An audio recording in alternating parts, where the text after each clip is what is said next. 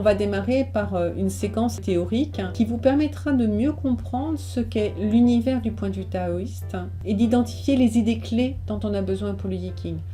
Qu'est-ce que c'est que le Wuji, le Taiji, le Yin et le Yang, comment est-ce qu'on en vient au trigramme et comment en fait à partir des trigrammes on va constituer les hexagrammes. La théorie, on en a besoin. Mais ça n'est pas un cours théorique, c'est vraiment un cours qui est destiné à vous mettre en main un outil pratique. Comment préparer une consultation du Yiking? Parce qu'il y a des petites choses qui sont intéressantes à savoir. On discutera aussi beaucoup de la question. Est-ce qu'il y a des questions qu'on ne peut pas poser? Comment formuler ces questions pour avoir une réponse qui ait du sens? C'est-à-dire qui répondent aux besoins que vous avez au moment où vous vous la posez.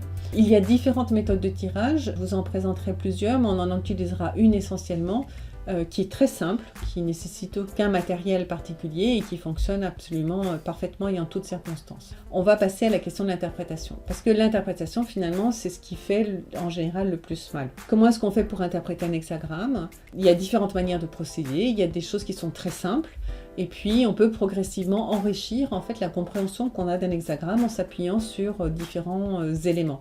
Par exemple, on parlera beaucoup du vocabulaire du Yiking parce qu'il y a des termes qui sont vraiment spécifiques au Yiking. Qu'est-ce que c'est qu'un grand homme? Qu'est-ce que c'est qu'un homme noble? Il y a des niveaux dans un hexagramme. Est-ce qu'on peut lire le temps dans un hexagramme? Est-ce qu'on peut lire le temps dans tous les hexagrammes? Comment est-ce qu'on peut faire les choses?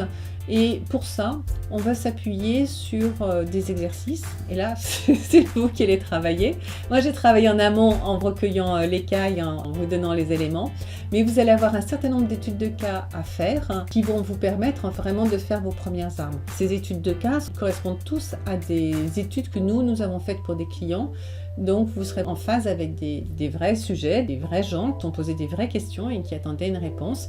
Les premières interprétations que vous allez faire seront peut-être un peu sommaires, mais on verra ensemble comment on peut les enrichir et comment est-ce qu'on arrive à dégager du sens quand on tire un hexagramme pour éclairer une situation.